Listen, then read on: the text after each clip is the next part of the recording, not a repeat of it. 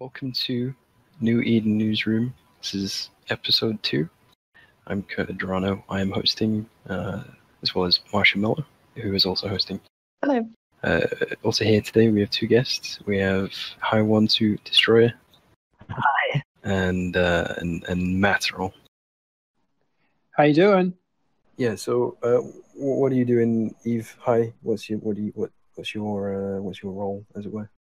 I am the leader of Snuffed Out. I'm also a main FC for Snuff. We mainly live in lowsec and we fight in lowsec and nullsec, and we're currently part of the Imperium. Okay, cool. And Matterall? I am the host of Talking in Stations. It's a podcast and show. But going into guest interviews now, are you able to give a bit of your background and history in any of what alliances you've played with? Hi, Wanto. So I started out in just high sec, messing around with level 4s and stuff. Then I went to a low sec alliance and just did a little bit of piracy. And then from that, I went to Space Monkeys alliance and I just PvE'd for a bit. And then after that, I went back to low sec and I got a bit more skill points. And then I joined Overload Everything, which was an alliance run by Doom Chinchilla that lived out of Placid. And then a few months into that, they decided to go PL, which I didn't want to do. So I joined a corp from Collapsed Out, which is called Elnor, that ended up going to Snuff. And from then on in, I pretty much stuck it out. I joined the block in between for a bit, but that was only for a month or 2. And then I've just been in Elnor throughout and in Snuff. And I gradually worked my way up through Snuff and became the main FC and the leader. Okay, so do you do a bit of everything, or do you have like a particular area of focus as the leader of Snuff? I'm mainly just PvP focused. Obviously, we have someone who's very good at taking care of the SRP and money side, and then me and Tower AD just do fleets, mainly Tower doing it. I'm less active right now, but yeah, it's just mainly creating content because that's what lowsec alliances are about, just getting fights. Last year, you guys joined the Imperium. Now, are you able to comment at all on that decision and the motivations behind it there? Yeah, so obviously with lowsec, moon income was a big thing with all the R64s around the game, and there was a pretty decent amount of them in lowsec, and that's what lowsec alliances relied on. Like Shadow Cartel relied on that, and Poco income, we also relied on it. And also the smaller lowsec alliances would have lesser moons, but it was still a decent chunk of income. And after they got removed from the game, we kind of had to decide on something where we could still have income for the alliance pretty much, and also maybe income for our guys, and while still building up infrastructure. And we've always been kind of anti-PanFam from the get-go because we just think that they're not very nice people and they just kind of suck. So we thought joining the Imperium was good, and it has been pretty good for us so far. It's pretty chill for us. They don't make us do stuff. We just kind of, go and do stuff when we want to, but yeah, they're pretty good allies. I like working with the FC team that's there in it. It's pretty solid, like really good FCs there, and so is Jay, Asher, and Kendar. Okay, so when you say income, you talking about like ratting and mining, or? Yeah, so right now our alliance income is based off like renting a small pocket in Fountain plus just taxing ratters that we have down in Delft. That's pretty much it. So when you say you don't like PanFam, but you were at war with the Imperium in World War B. You were one of the major players there. So diplomatically speaking, how does that work for you guys? Well, obviously we were paid a pretty nice amount by Lenny, all the lowsec entities, and we didn't really we would work with PanFam and stuff, but it was mainly us doing our stuff as lowsec Voltron, which we then ended with a big black wedding. Yeah, the big black wedding. Yeah, that was funny. You should talk about that. That's pretty cool. That's when was the end of World War B. We worked Shadow Cartel, Supers, and Titans, and a Titan on our path. Now, not everybody in lowsec has gone and joined a nullsec coalition and started making money that way. I mean, aside from yourself and what Galmil are doing by taking space in Cloud Ring, there really haven't been many of the cases of that. Do you think those lowsec entities are going to continue to struggle as far as income's concerned, or what are they doing? So Shadow Cartel relied on its Pocos, and they also moon mine a bit in lowsec, so they do control some R64s and they do mine. But the thing is we're a little bit more ISK intensive than those alliances because we like to do dumb stuff. So it wasn't really enough unless we were mining really often and doing big mining ups in lowsec, which we didn't really want to do because we do live pretty close to NC and stuff, and like a lot of the good moons are pretty much direct range of NC supers. Well, they were, not anymore, but we just didn't want to rely on moon mining because we're pretty lazy. It's pretty much how it is. Okay.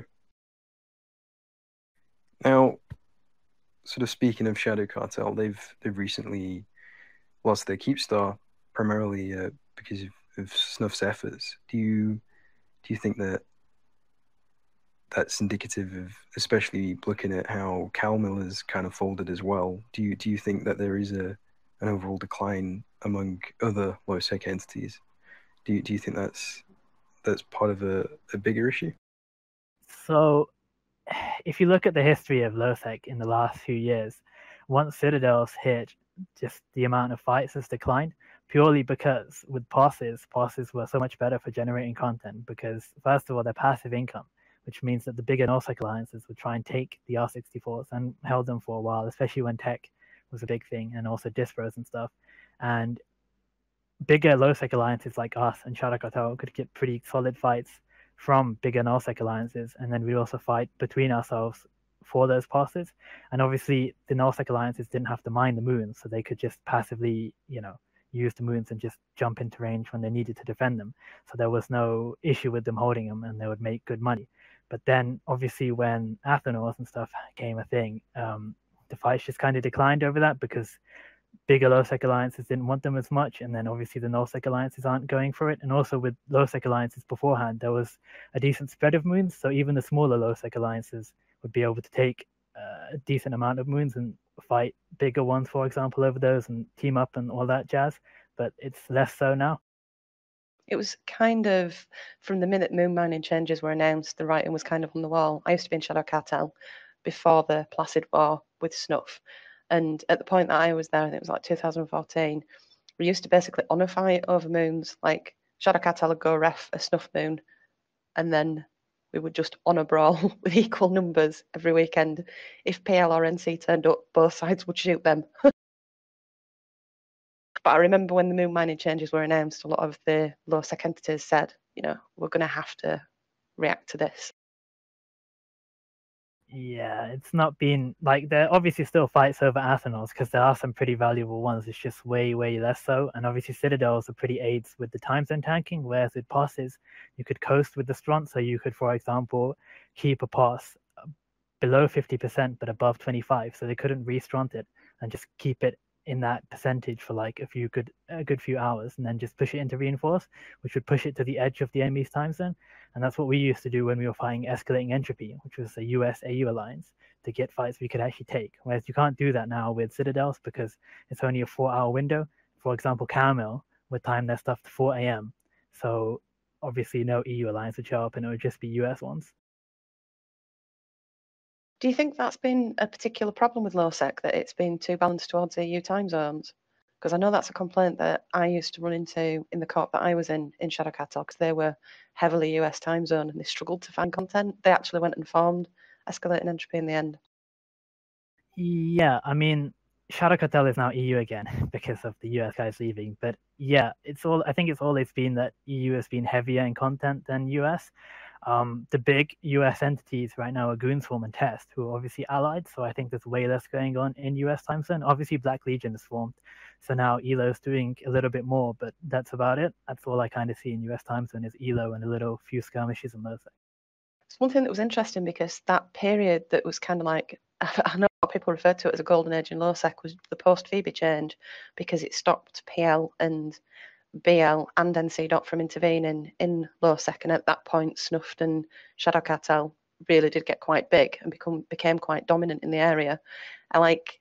I remember a lot of people complaining about the Phoebe changes, but it allowed those groups to consolidate their hold over lowsec. But now it's almost been reversed effectively, but it's too late for those groups. Yeah, kinda. I mean, what I'm wondering going forward is, will there be large sort of pirate alliances based out of lowsec, or are they really at the end of the road for that in terms of content and sort of competition? The reason that there's no big alliances is because the only alliances that grew was us and Shadow Cartel, and Shadow Cartel kind of died because they didn't have the active FCs, whereas we still have a couple. It is harder to find fights in lowsec, but we did used to, poke nullsec alliances a lot, and we obviously you've seen us poking Horde and stuff like that, for example. We still do that. But yeah, we're like in an awkward size where you're in between a nullsec alliance size and a lowsec alliance size. So it's kind of, you have to punch above your weight to fight the nullsec guys, and then you kind of shit on the lowsec guys sometimes. Yeah, that was the only thing that I tended to notice, was it almost felt like we were strangling lowsec a little bit because these tiny little groups just couldn't compete. Do you think that Snuffed Out could do more as the top dog in lowsec right now, as it were, to foster newer groups and help them develop more? Or don't really care about people in lowsec apart from our blues, and that's kind of how it is. I mean, sometimes I do feel bad. Like, we reinforced like the no handlebar stager one time a few months ago, and then I let it live just because they were, asking us not to kill it, and I felt bad. That's about it. I think right now in Mimitar space, there's way more. There's a higher concentration of small lowsec alliances, so they can fight in between themselves. The North is kind of dead right now because it's just us, and obviously Carmel and stuff is leaving. But yeah, I think that they will grow off fighting each other. But the way it is down there is everyone has a bat phone mentality now, where they all think that they're going to bat phone certain people, so they free bat phone themselves, and then they just end up blue balling themselves a lot because everyone thinks that they're going to bat phone someone else, and it just ends up in blue balls. And that's kind of with the general game. Everyone is blobbing kind of hard right now. Do you think there are any immediate sort of easy fixes to the lowsec problem that CCP could implement, or do you think everything is really just kind of messed up and they need to do some bigger overhauls? The thing about everything that would fix lowsec would fix nullsec as well. I've talked to so many nullsec FCs and lowsec FCs, and the general issues are it's just Athenos being active, and then being like no benefit for larger alliances to take them unless they're in their own sovereignty. And then the general thing with Citadels being time zone tanked, and that's things that affects lowsec and nullsec. Also Horde Titans and long range fighter bombers, because there's so many supers and titans in the game now. If you go on an offensive campaign against someone, they're just going to drop supers and titans on you, which are super OP at killing subcaps, which wasn't the thing beforehand, when they used to have the dreadnought tracking on the titans, and supers wouldn't really track with their fighter bombers on subs unless they were properly webbed down, and you could easily defang fighters, which you still can now with carriers. But it was much easier to tank titans and supers in, for example, T3s than it would be now, because Horde guns have insane tracking, and so do long range fighter bombers, and they do a lot of alpha. So you're forced into a kind of a kappa or super escalation situation when you go on an offensive campaign. There's much less sub-capital fights, which I think were healthier for the game than all these big cap rolls, because that kind of forces you into a situation where you need to have more caps, and people don't want to fight in these big super cap rolls anymore because the server can't sustain them. Yeah, I was saying that the other day for the X47 fight. If you weren't multi-boxing like a Titan, a Dread, a Fax and a subcap, there was a good chance you were just not going to be able to play at all.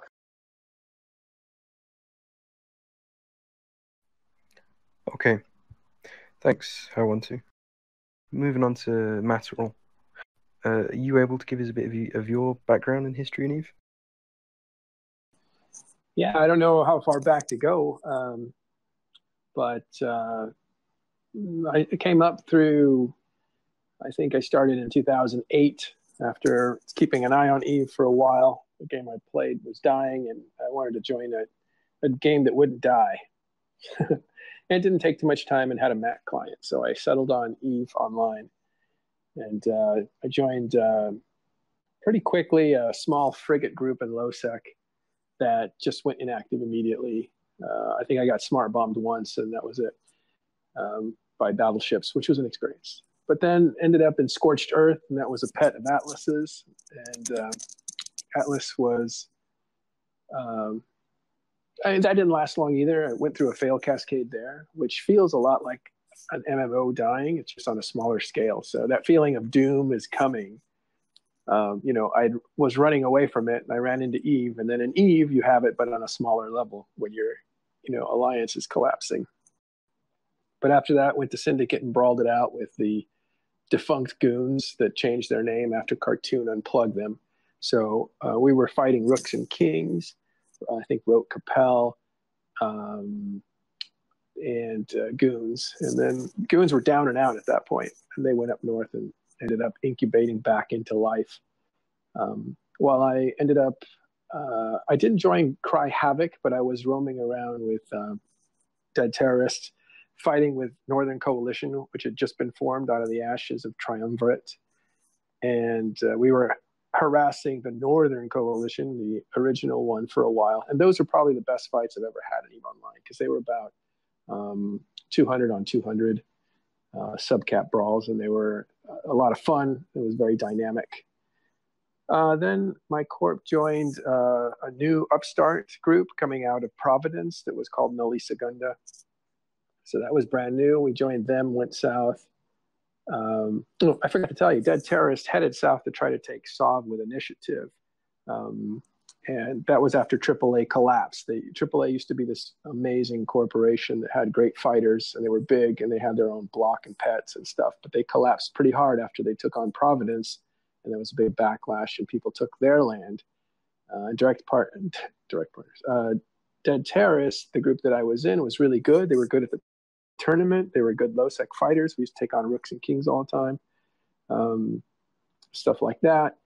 We ended up trying to take Sov, and we were not fit for Sov. There's a whole different mindset of low-sec brawling and suiting yourself up for sovereignty and all that kind of stuff. So that collapsed pretty hard, and AAA bounced back with the help of Stainwagon, and that was a pretty big defeat. You can see that happen in the maps if you look at time-lapse stuff. And so after that, our corporation left DT because it was in ashes. It survived and is still around, but we moved over to then Nulli Segunda. And in Nulli Segunda, we were brawling PL and the original Thunderdome against Test in Delve. That was like all very, very fun, very dynamic. But it was really just brawling it out. It wasn't, it wasn't conquest. It was a little bit more like survival and stuff like that. And then from there, I just stayed through Dot Bros when we were fighting up in Tribute. Stayed through the creation of N3, which was a coalition with Northern Coalition. And then after Fountain War, I became really discouraged with Nulli Segunda because a group called Elna, which I want to will know about, they're in Snuff, totally unplugged Nulli Segunda's rental group and their training group. Because back then, in order to get into a nice alliance, you needed to go through a training alliance. And that would be like, it was like the junior varsity team where you would kind of show what your corporation could do and what kind of numbers it could pool. And then you would be asked to go up to the actual alliance. So it's kind of like a minor league co-alliance. And both the rental and the training alliance were unplugged, and their Sov was all completely destroyed. And then Elna went back to lowsec to do whatever they were going to do. And that happened in the middle of the Fountain War.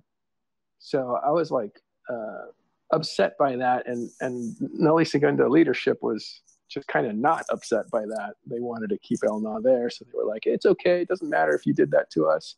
And I just thought that was ridiculous. So I said I need to go to a more pro team, and ended up changing over to Northern Coalition right when BTEC R was happening.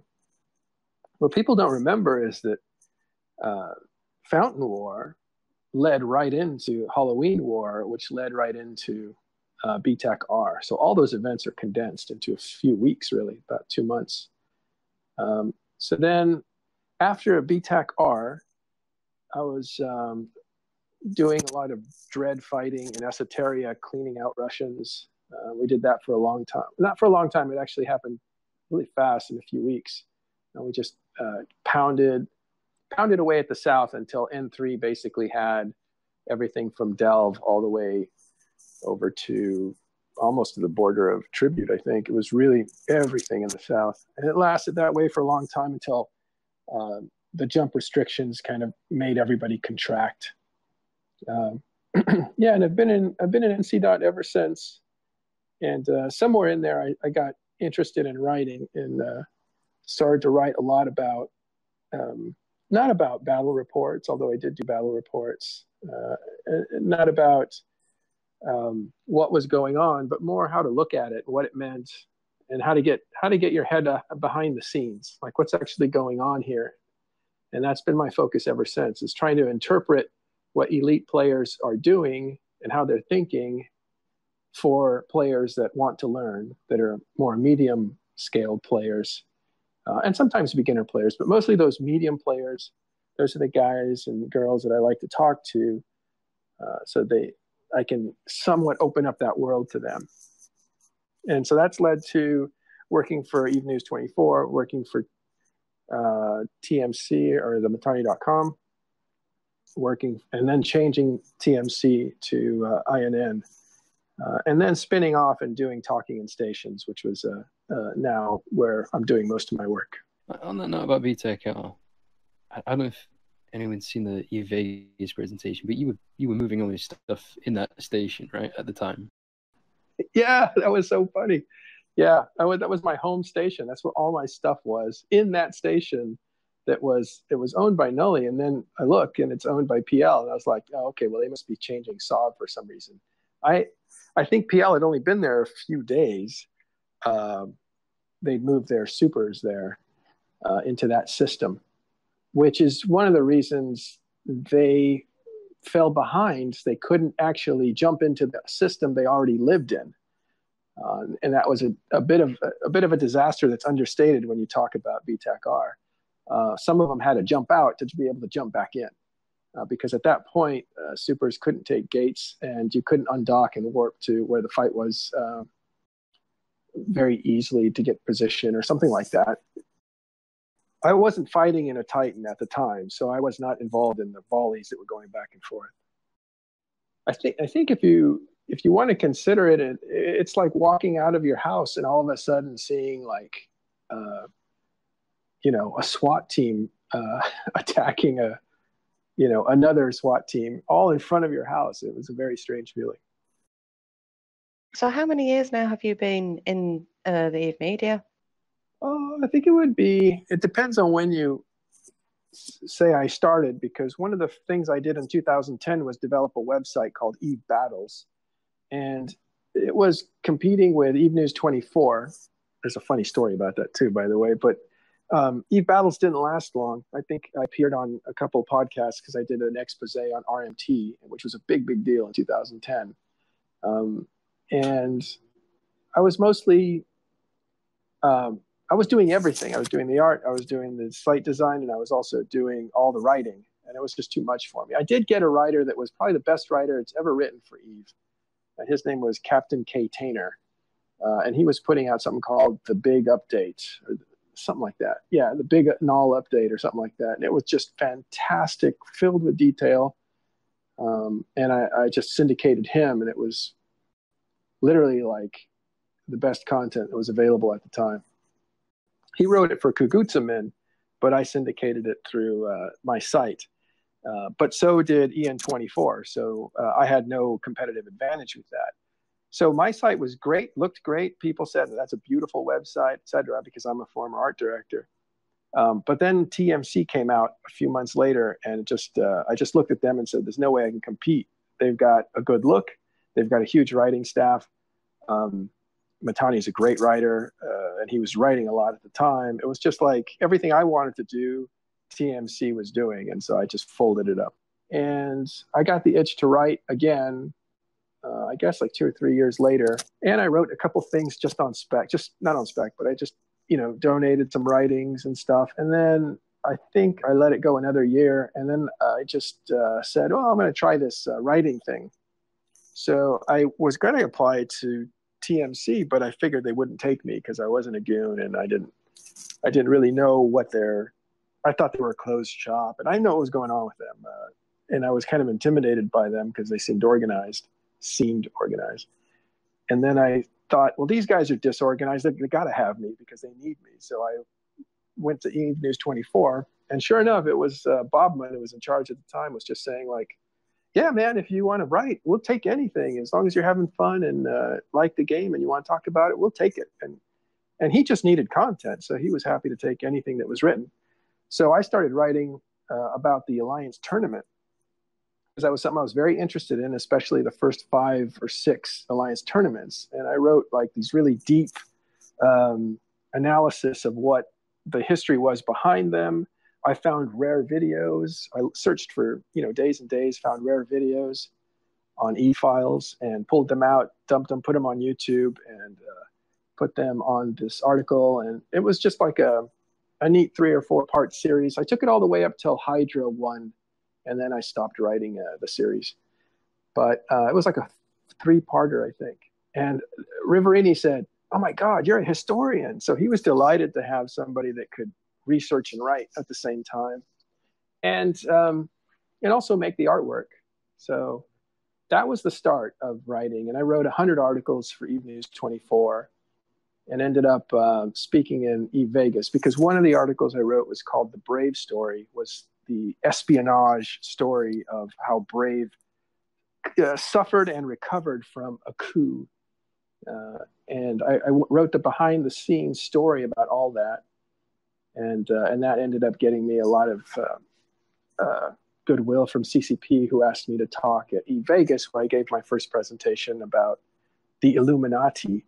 And that was actually the story of the investigation to find out who had actually couped, who set up the coup for Brave. There were a few coups for Brave, right?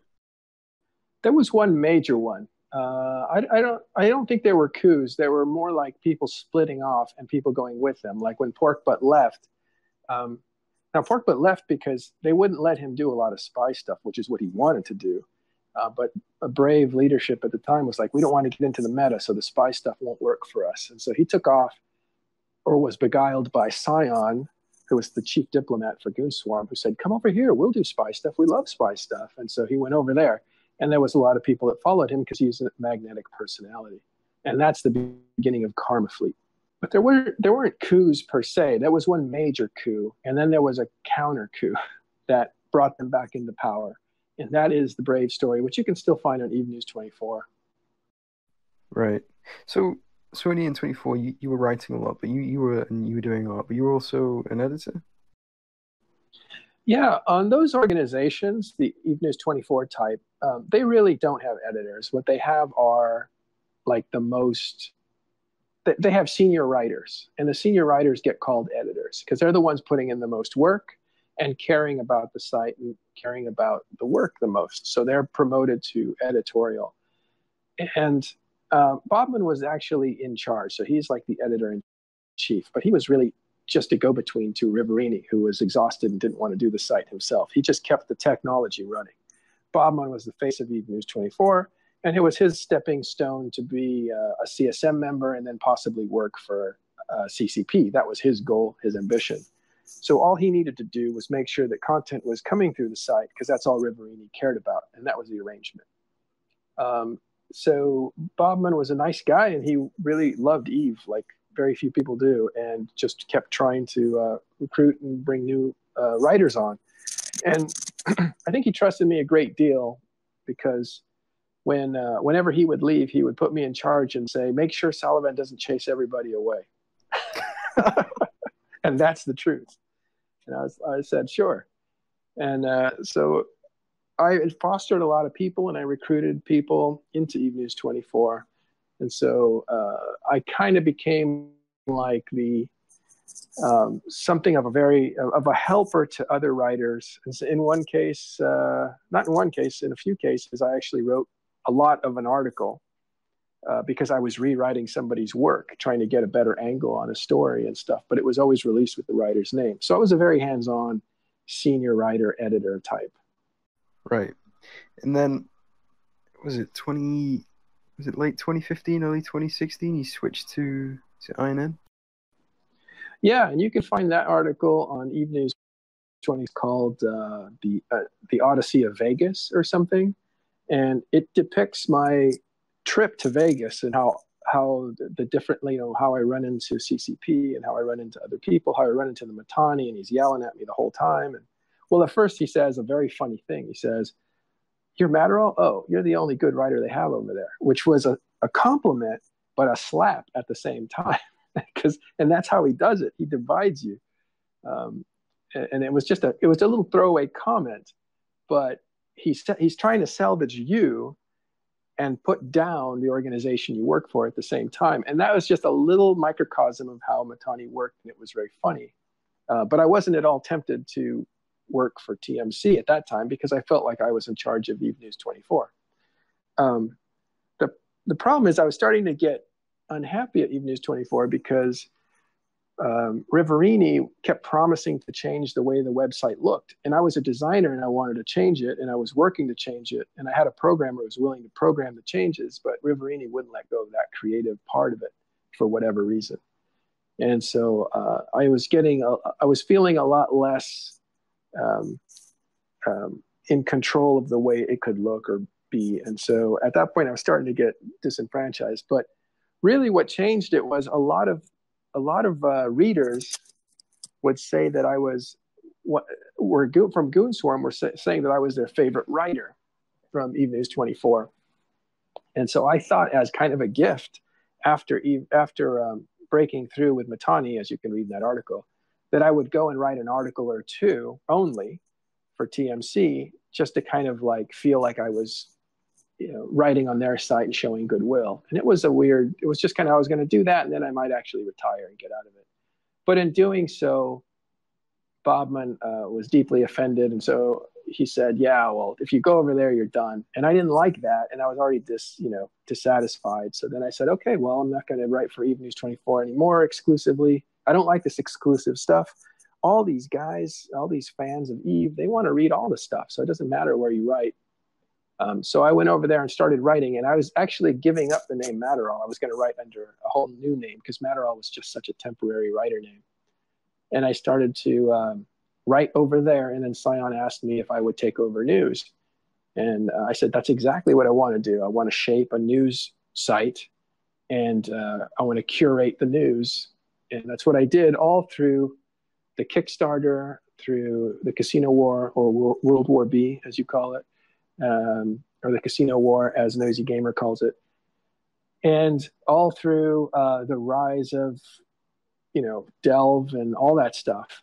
I was in the middle of all the heat trying to defend TMC and the Imperium News from, constant barrages from other media sites and stuff like that. So it was kind of like trial by fire, but it was well worth it. And then the very end of that is the transition. I convinced Scion and Mittani that they needed to get away from the name Mittani if they wanted to fulfill the goals that they had, and they knew it. And so then I was able to persuade them also to get off the technology they were using, which was Drupal, which was hard to find programmers for, and move to something you could find better programmers for, which was WordPress. So that all that transition happened, and then setting up shop on Aunenen and then becoming the creative director and trying to bring in artists to make the place a little more shaped up. I have some regrets. The site doesn't look the way I would want it to look. And, there's just, you can only get so much out of volunteers, especially with heavy design work. Right. So when you switched from Eden 24 to Aunenen, it was a more gradual thing, because and when I was at Eden 24, the way they put it over to me was that the Mittani kind of chatted you up a bit at Vegas, and you kind of went, oh yeah, I'll come on board, and then that was it. Yeah, that's their narrative of Mittani. They call it like party suite politics or something, because I went up to his suite to talk with him. We talked in private for about 45 minutes. My whole intention was to say, look, man, I don't care that you're the Mittani. I mean, that's like playing dress up. I don't care if you're Dracula. What I care about is, what's it like to put on the mask that Dracula puts on? I want to know about you, like how much pressure is it to be in charge of all this stuff, all these people who rely on you. that's what I wanted to get to. So my whole intention of talking to Matani was just to say, I want to get past your facade if that's all right. His whole intention was to recruit me, but second was he didn't want to talk to anybody from EN24 because he hates EN24. They did a lot of bad stuff to him in the past. So when the evening was over, I had no intention of going over to TMC. When I got back, I felt that I had so much goodwill from Goon Swarm and other people there that I wanted to write something for their site. And it was only going to be a couple articles.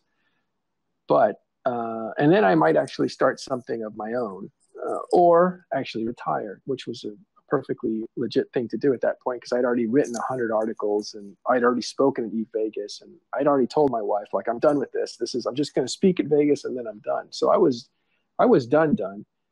And I had no intention of going to TMC. But the reaction from Eden News 24 pissed me off. So I said, fine, I'll just go over there. And I went over there only to write a few articles.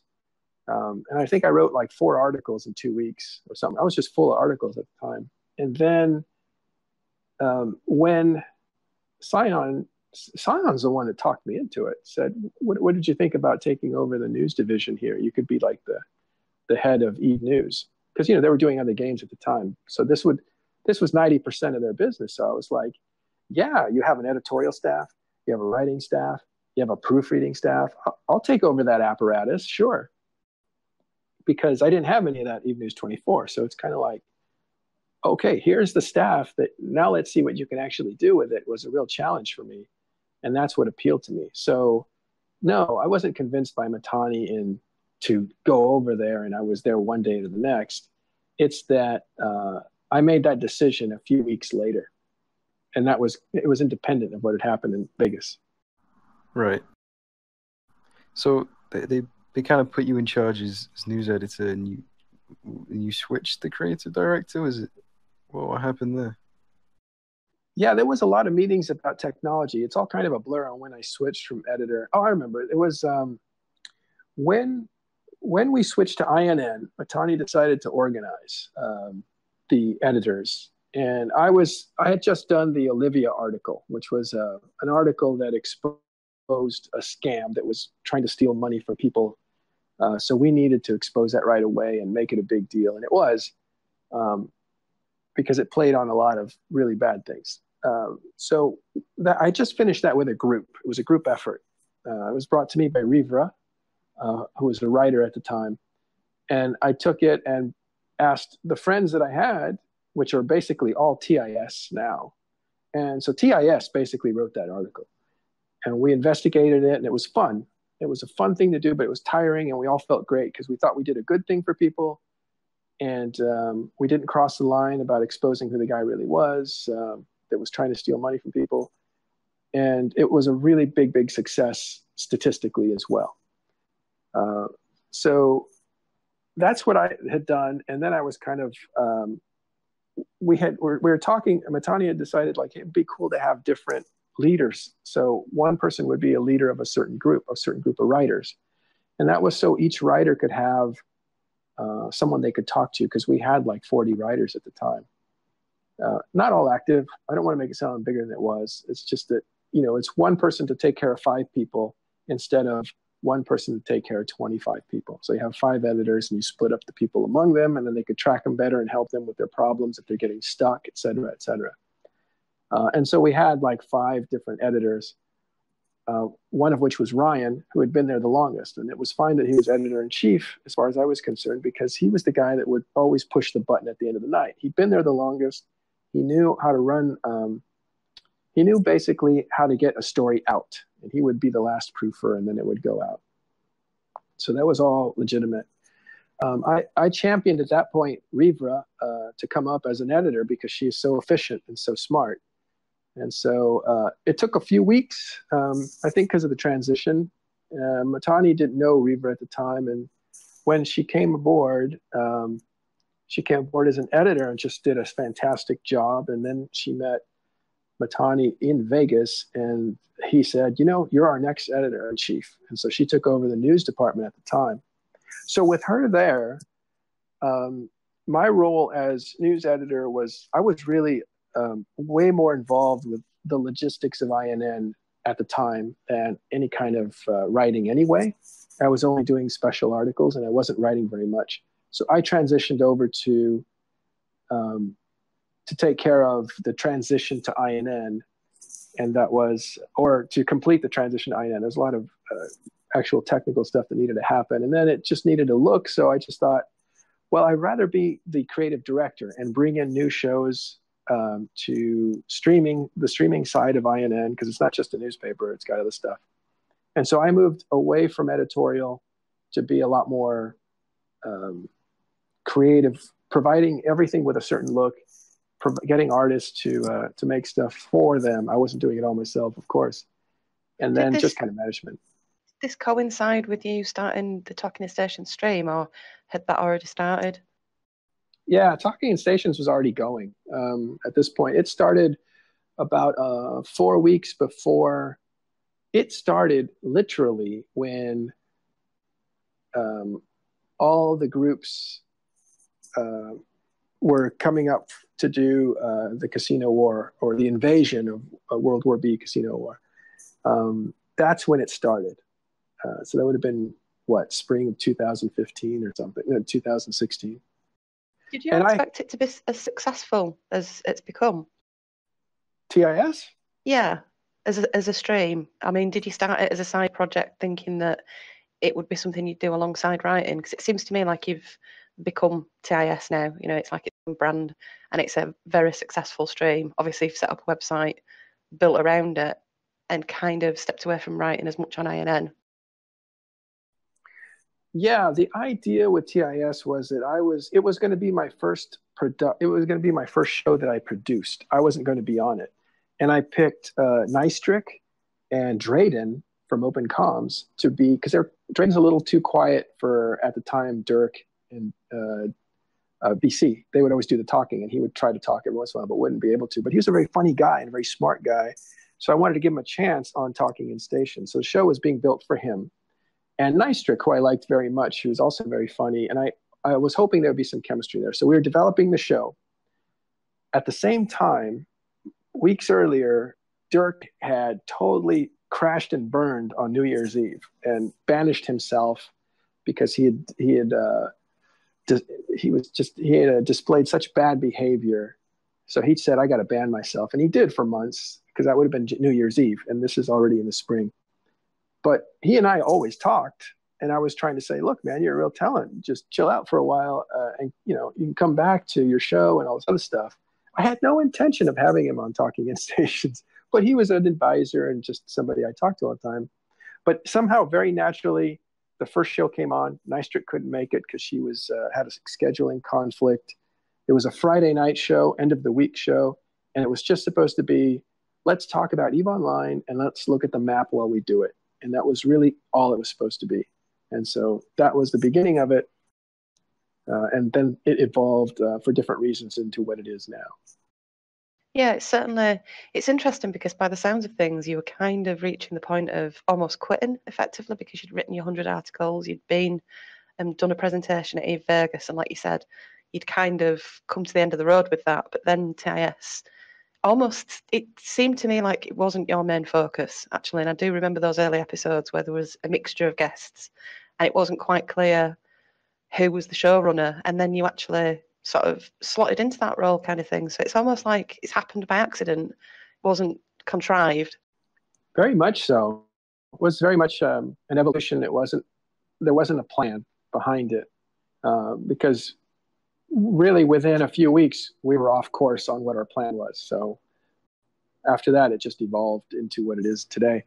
I did have a good relationship with CCP, which allowed me to pull CCP guests, which were really helpful early on. Yeah, that certainly is what attracted a lot of viewers to the show, because we knew that you'd be able to get actual developers on to talk, particularly at points where people were shouting at Fozzie a lot and he was not making that many public appearances, but you managed to get him on the show, which I thought was quite impressive. But I know we've spoken in the past about that potentially the written meta feels like it's in decline. The old forum sort of participation has switched entirely over to Reddit, where a lot of it's just very one sentence type of post, not paragraphs and wadges of text, even to the extent like feedback on the news sites is in decline as well. Whether it's because of discuss is a different matter. But when you actually watch the streams, because there's audience participation and the guests can actually reply to people in chat on the fly, it feels like a whole new format. And it's almost as if that's the evolution of the Eve media has actually gone to Twitch. I think that's pretty accurate. And it's unfortunate because a lot of people can only really access writing. They don't have time to watch a Twitch show, first of all. Second of all, if they're playing the game, they don't have time to watch something at the same time unless they're waiting in a fleet or something. So a lot of people rely on the podcast version of Talking in Stations where they can hear it while they drive. And so they get Eve News while they're commuting. And that's one of the main reasons we made it long, which is an hour and a half, is so that people who are driving can have, they may have a 20-minute commute, but the show might last them 2 or 3 days. Or truck drivers who have long, 6-hour drives, they don't have just a 20-minute show every week. It's an hour and a half, and that's pretty good to get them up to speed and stuff. But yeah, things are changing quite a bit, and that has to do with mobile devices being basically small computers in your pocket, which keep you connected all the time. So mediums are going to follow that. My current job is in advertising, so this is something that I watch too. And it is very interesting to see how it's changing. But we're leaving a lot of people and players behind by not writing stuff out. So that's one of the reasons the Talking in Stations website came about, was a place to put all the shows and a place to put notes on the shows. And then I decided that if I'm going to do that, I might as well make it a place for, I don't know how to put this in a nice way, but famous people to write opinion pieces. So it's almost like an op-ed from somebody who's not a typical writer. The news stuff is all on Aunenen, and we're associated with them. And you guys at NER are doing a great job of putting out news information, which is great for historical research. But I only publish someone like Harvey Skywalker talking about the Providence campaign when Test came down and basically kicked PL out, and it's a brilliant article. Okay. Do you think there is a way to revive the written meta, or are we just sort of at a kind of crossroads now where chances are people will have picked their preferred sort of option to digest news, whether it's Reddit or a news site or a stream? I have a hope that computer reading gets better because then written media is open to people who are taking a walk or driving. So I think a program that reads to you, as those get more human, will help a lot of the text that's being written actually be consumed. I don't know how many players have the time anymore. If you look at video games, you used to read walkthroughs or buy guidebooks. You don't do that anymore. You go to YouTube, you watch the video game being played at a high level or being walked through by an experienced player through a game. And that's how you consume knowledge on how to win the video game. That's totally different from what it used to be, right? Yeah, very much so. And I mean, even because you started the same year as me, and I'd been consuming Eve Media before I actually started playing. And even over that space of time, you can see the shift. Like the Evo forums are in decline. I know a lot of people switched over to Reddit, but a lot of the more famous posters that I remember have just gone completely silent. They're still playing, but they just don't write long form posts anymore because it's not the right environment for it. And even the forums that people have tried to create to plug the gap have failed. It is a difficult one because I think when you write an article, you want feedback and you want discussion, but you've just got to be really careful that it doesn't turn into like a flame war in the comment section. And it will, because all that commenting and commenting back it's not built to exchange knowledge as well as it is to feel good about something. Either you're making somebody else feel bad or you're making somebody laugh, whatever. It's an engagement platform, but it's not necessarily the best place to put down knowledge, especially if somebody needs to look for it later. Okay, so moving on from Eve Media a bit. Recently in Aunenen, we've seen your Keepstar get reinforced and then you're anchoring it. So are you able to sort of shed a bit of light on your role within, because it's a sort of network of sorts, isn't it? You're able to shed a bit of light on your role within that. Yeah, absolutely. The Aunenen Keepstar was put down by I don't know exactly who put it down, but it was definitely sponsored by Lenny Kravitz too. And he was the character that put a lot of financing and essentially took credit for World War B, Casino War, or whatever the invasion was of the North. That has marked those things for death from Goonswarm. And that was not an issue back in 2016. So because goons were on fire and running for the ocean in the South, so that's where they went. Those were put down as a network called New Eden.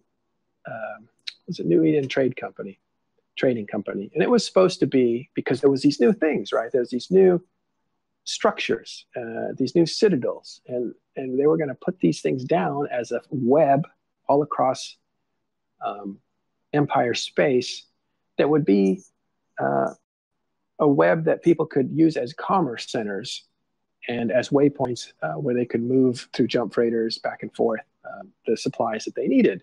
And in doing so, the idea was that it would be a big project as a public service, but that they might get rich too by doing it. It was an investment for the long term. And this was Lenny's brainchild, along with Celine and other people, that was more his next act, because in his view, he had taken down Goonswarm, and they were going to die, it looked like. And he was going to put that down, and that was going to be his next, his next act, right? Because he had all this money. And he had money from the casinos who had essentially, as my friend Caleb puts it, monetized boredom. So if you're sitting there waiting for something, you're going to gamble. And as you gamble, you lose your ISK. And so then these places that are allowing you to gamble are making billions and trillions of ISK and hoarding it. And it was no big deal because nobody cared, except that when the money got politicized, it became an unbelievably powerful injection into EVE Online meta that CCP eventually decided to zap casinos and killed him, and essentially killed Lenny at the same time because they banned him from the game for having his money tangled up with people who were RMTing, real money transacting. You're not supposed to do that. So he's out of the game.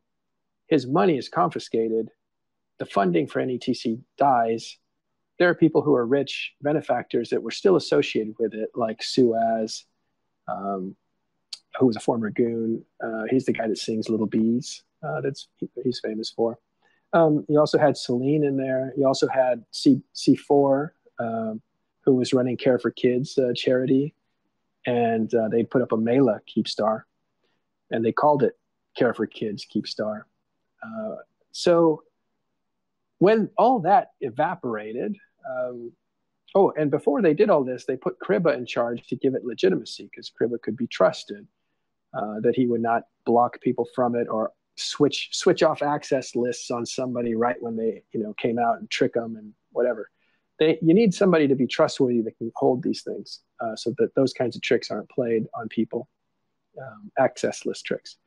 And when all that went away, Kriba held on for a while, but eventually he went away. And so all that needed to be, the infrastructure needed to be handed off to somebody. And the people who had formed to protect it were Ghost Legion. And that's led by Faffer. And so Faffer inherited all these Fortizars and all these Keepstars. There was 2 of them, except the Bazagran Keepstar. The inheritor of that was the Space Pope, Max Singularity, and who's a lovable guy that everybody likes. And he was really, he inherited it along with Faffer, and those were the 3 Keepstars in the network. So what happens is that the goons have gotten strong again, and they've been building, and they're still mad, and they took out CO2 in the South, and they take out FCON in the South, or at least they don't take them out, but they did take out CO2, but FCON gets crushed by Triumvirate. Who knows what deals were made to make that happen, if any. And I mean, that's very speculative. whether they had a hand in Triumvirate's decision to attack EFCON. Yeah, I don't know if there was any stuff, but they definitely would.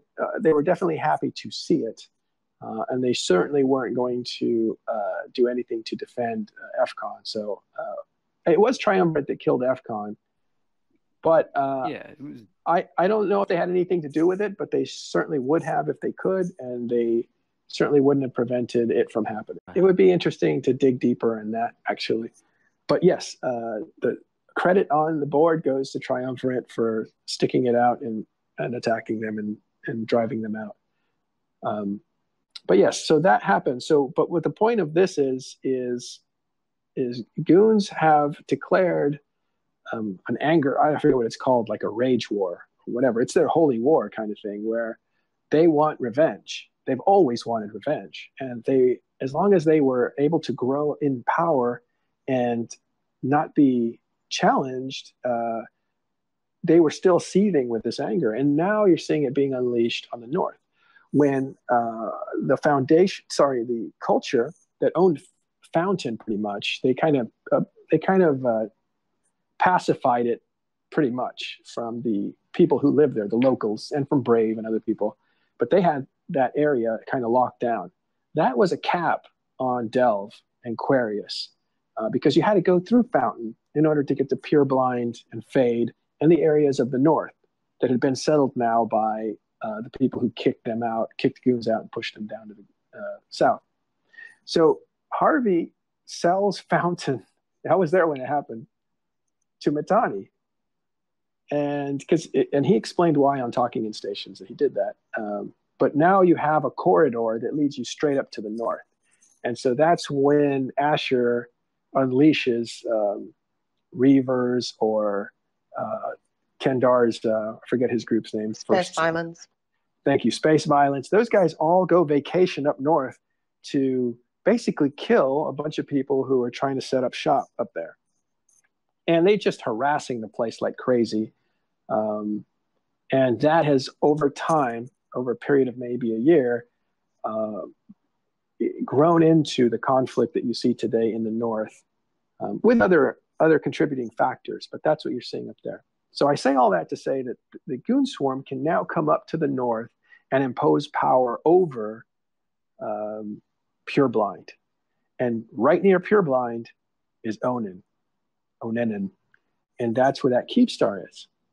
So in the meantime, Max and Pfeiffer and I have decided that we all want to work together to create sanctuary Keepstars. And we are all Keepstar owners, and we wanted to work together to kind of create public Keepstars that people could park in and like take a break from the game. They could park their assets and make, without worrying about losing Sov or having it destroyed. Or, when they come back to the game, they could join some other team. It was giving them options on the one hand, because that's really all. The fact that Aunenen was so far to the north and Mallow was so far to the east, they were bordering on nullsec.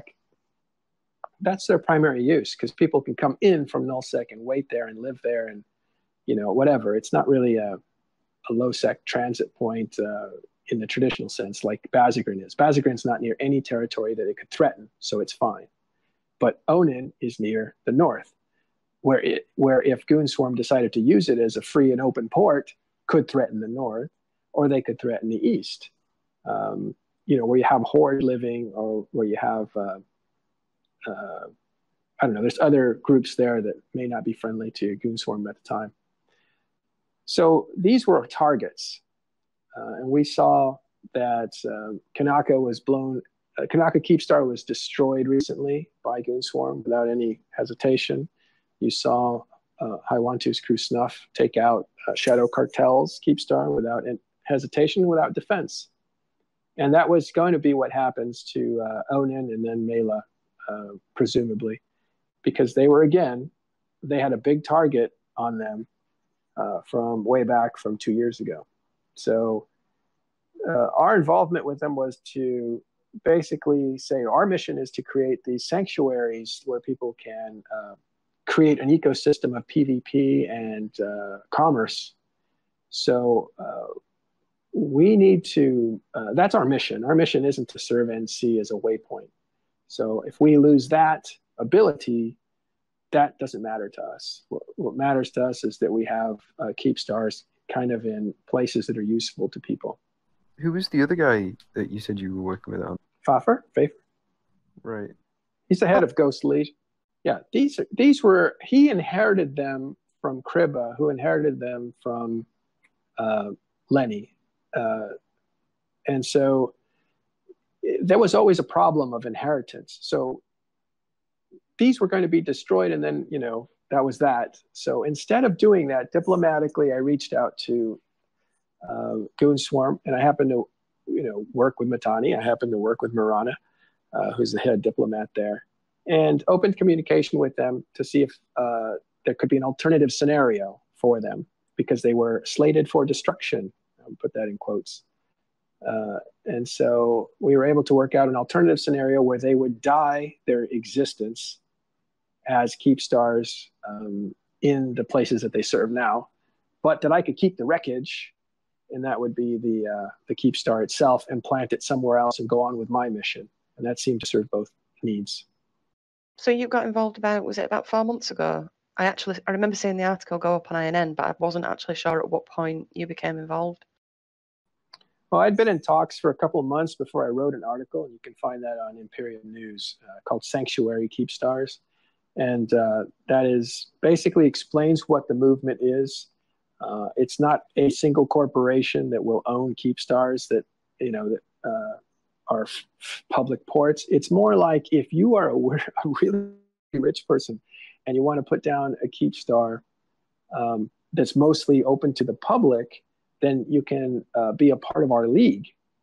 And our league then can kind of vouch for you, I guess. And that's really the relationship. So it's more like if you're an independent person and you want to have some kind of endowment or legacy, you can put down a Keepstar and finance it and pay for it and make sure that it's stable, and that we would help you try to keep it from being destroyed. Do you think, like, who do you think would come forward to put down a Keepstar? Like, what kind of individuals are you looking for, as it were? Because I can't see like anybody from Goons or Test or anybody down south really getting involved, especially at this point. Oh, I would have to ask you why not, but I think anybody can get involved. It's not about any kind of picking a side or helping a side. It's more, I have a lot of money, I've done a lot of things, and it would be cool to give back by putting down a Keepstar and funding it. There are people whose goal is to, own a Nyx. There's some people whose goal it is to own a second Titan. And then it's just, if you've gotten to the level, if you're wealthy enough that you want to kind of cement your achievement, that could be something you do. Most people would say, I'll put it down for my corp in my sovereign space, where it's useful to only us. And that's totally legitimate. And that's what Goon Swarm does, and that's what the North does, and that's what most people do. They just put down a Keepstar for their own needs, and that's fine. But if you want to, say, do something that is for people that don't have a powerful alliance behind them, that live in lowsec, maybe in Genesis, a place that's not even served very well by a market, that this is the kind of thing that you might want to get involved with. It's kind of interesting because in a way it picks up from the old system of third-party brokerage, which a lot of people like Krieber, Grendel, Darkness were involved in the old days, when you couldn't actually dock up a super and you needed a trusted person to actually deal with the trades. In a sense, these types of structures be used in that way in lowsec if people wanted to buy super caps independently. But would you define them as free ports? Because I think this has been a bit of a sticking point, that initially NETC was marketed as being a free port network, but then over time people attacked it and they were locked out. And so now there's a question about, is it actually a free port, or is it just a free port for certain people? Yeah, you guys were locked out, right? I want to. Yeah, we were locked out of the Fafa Keepstars. The Lenny ones we could dock in because we never shot them, and we had like an agreement with Lenny. And the Fafa ones, he wouldn't let us dock in because he said PanFam doesn't want anyone who's hostile staging out of them. So you were never allowed to dock in them. I actually thought that you'd attacked it and then been reset. No, he initially convoed us pretty much and said that you guys won't be able to dock in it, sorry, but you can like leave Alliance and dock there if needed, which we did do sometimes, yeah. One thing that we did want to do actually, because we've got both of you here, if you want to talk to each other about this now's the time. Because one thing that I wanted to ask is, now the agreement is in place that the Keepstar can be unanchored, potentially put somewhere else, will Snuff still be locked out of it going forward, and will they actually honour that agreement and not attack it again if it's positioned somewhere else in lowsec? Well, no. I mean, some history here. NETC was allowed everybody to dock in it. When NETC tried to drop a fourth Keepstar, it was attacked and destroyed by Goon Swarm and Test, I believe, in the south. And that was the excuse that Kriba used to say, okay, Goons, if you attack it, then we'll lock you out. They did. That was seen as kind of a cover for something they wanted to do anyway. Since these Keepstars were right up against the north, why would you allow them to be open to your greatest foe? The only thing was that Goon Swarm wasn't strong enough to be a threat, and they weren't interested in being a threat at that time. So it was a safe thing to leave it open to them. But when they attacked the Keepstar in the south, they were already growing in strength. So at that point, you say, we're going to shut it off to them because we don't want an easy way for them to have a midpoint into our territory. It was Kriba that did that. So then when they went over to Fafer, I don't know what happened with Snuff to lock them out, but Snuff is, as you know, incredibly capable lowsec fighters that do something that I think is tricky, and I don't like it at all. It's called fake Fortizars. I don't know what the actual thing is called. And I died on one hilariously and historically now. But one of the things that I wanted to do was to try to prevent that from happening. And one way to do that is to put a Keepstar down that's a lot harder to counterfeit. For instance, when the Fortizars were all out there from NETC or whatever, they were just called waypoints. So they could easily be destroyed and then replaced with a fake waypoint Fortizar. And that Fortizar allows you to turn off the access for somebody immediately. You just switch the list. It happens instantaneously. So it looks like you can dock there, but when you actually jump your expensive jump freighter or super capital to it, or capital to it, immediately you are locked out, and you are stuck out, and you get killed by groups like Snuff. And Snuff's not the only group. There's like 4 or 5 groups that do that. Yeah, how much are you guys doing that at the moment? How want to? So that originally began with Ivana doing it. Ivana are the most famous guys that do it. We started doing it towards when, basically, since we had agreements with Lenny, we didn't touch stuff. When it was NETC, when we heard it was getting switched to Fafa, that's when we started hitting them all and switching them over. And then we had a group of people that would, use them as bait for us. It was only a small group. It was never an alliance thing. It was just individuals in the alliance doing it.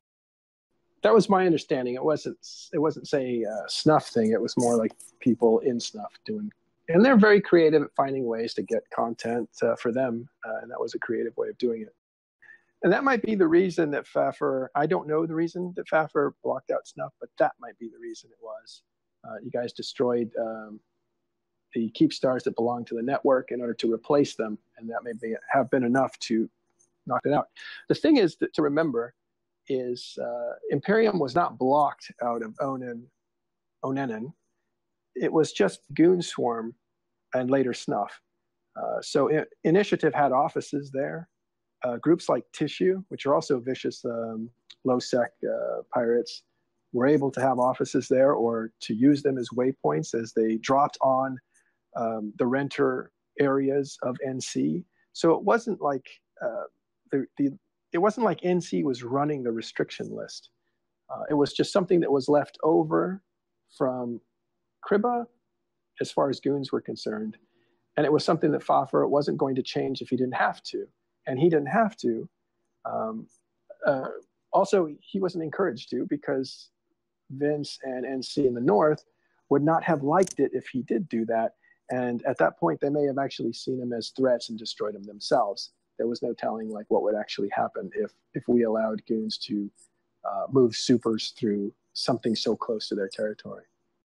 So going forward, it's obviously been attacked now, and presumably you're preparing for it, and you've made an agreement to actually take it down and position it somewhere else. Are you actually planning on positioning it somewhere else, or are you going to just take it down and sell it? No, it's the whole purpose is to save it so it can be used by the public somewhere else. Right, so if you do move it, again, are you going to maintain the standings that you've currently got that actually lock Snuff and Goonswarm out, or are you going to review that, depending on the position? Yeah, absolutely. The Aunenen Keepstar is something that I'm in now sole control over, and so Snuff will be able to dock there. So will Goonswarm. And I'm hoping the same thing happens with the former Mallow Keepstar. As I talked to Faffer, that will probably happen. We have no interest in locking anybody out. We were in a situation where depending on the place that we were. So if we move away from there, that all goes away. These things are reset to public and open places for anybody to use. But that doesn't mean we won't actually block people from using it. That if you look at the whole idea of the Sanctuary Keepstar to, criminals in the area kind of thing, and that needs to be looked at a little bit more, because if the Keepstar is put somewhere and it's just a hive for people to get ganked on in some weird way that we don't understand yet, then we kind of reserve the right to say, like, hey guys, if you could not kill every freighter that's jumping through here, that would be great. And then if that doesn't work, if we're told to fuck off, to have some kind of thing, we can't say these will be open for everybody all the time. That would be unrealistic. So just to redirect, can I ask Kai now, like, regardless of where this is moved and whether you have access or not, do you think you'll attack it again? Hang on. What Matterall just said, it's really, really hard to die on a Keepstar. If you get ganked on a Keepstar, you're pretty much really, really stupid, because you can just dock in your tether delay. Yeah. So I don't think that's going to really happen. And not like attacking a Keepstar is a lot of effort, and we don't do it just, for the sake of it. We only did the Shadow Cartel one because it was Shadow Cartel. It's just too much effort. I am ex-Shadow Cartel, by the way. Yeah. Well, then their history. To answer your question, I don't foresee a situation where Snuff... I also don't see a situation where Snuff would be locked out. They're certainly not locked out initially, and I don't see any situation that would make that happen. So it's going to change. It's going to be different. It might actually be a benefit to them as well, because they'll be able to use it. I mean, we don't like staging out Keepstars. I mean, we already used the Aunenen ones and stuff. We just leave Alliance and park them there when people need to go AFK. I don't like staging out of Keepstars because it makes people lazy. Yeah.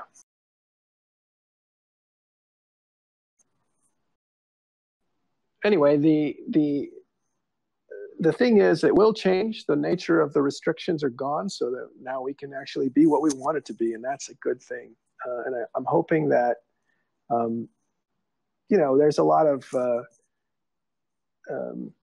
of people against the whole Freeport concept and all that. And I don't call these Freeports, I call them public. It's almost like you don't have to be in a corporation to use this NPC structure that we put down. And that's really how we see it. And if we get away from all these war zones, that's less pressure on us, because we're not involved in helping or hurting anybody, fight their wars. Well, it's been a really good discussion, guys. Thanks a bunch for coming on. Hi, Wanto and Matterall. If you're listening to this now, please check out newedenreport.com for more content like this. We also have YouTube and Twitch for more media content about EVE Online news. We also have a Patreon as well if you want to support the development of the site. Do you guys have any shout outs at all?